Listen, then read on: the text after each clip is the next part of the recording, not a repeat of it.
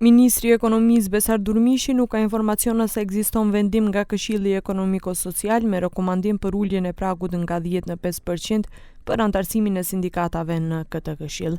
Edhe pse ministri sot e mbrojti propozimin për ndryshime në ligjin për marrëdhënie pune, i parashtruar nga deputetët e shumicës, duke thënë se ky prag duhet të ulet, ai deklaroi se nuk ka pasur një konkluzion të tillë në ndonjë nga seancat e këshillit.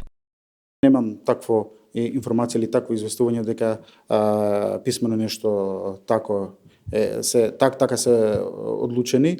Por dje deputeti i VMRO-DPMNE-s Bojan Stojanovski, ndër argumentet pse ai dhe një pjesë e kolegëve të tij deputetë nga koalicioni qeveritar kanë parashtruar kërkesë të tillë për uljen e pragut, përmendi se ka pasur edhe konkluzion nga Këshilli Ekonomiko-Social.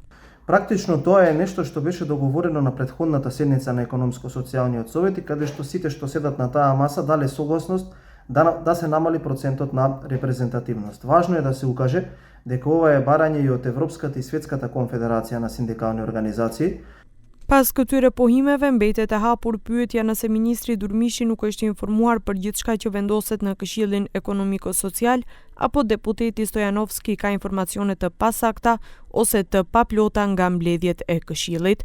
Megjithatë, si ministri ashtu edhe deputeti përmendën të njëjtat argumente pse duhet të ulet pragu dhe ai është demokratizimi i funksionimit të kesit dhe mundësia që më shumë sindikata, jo vetëm lidhja e sindikatave të Maqedonisë, të mund të marrin pjesë në punën e Këshillit.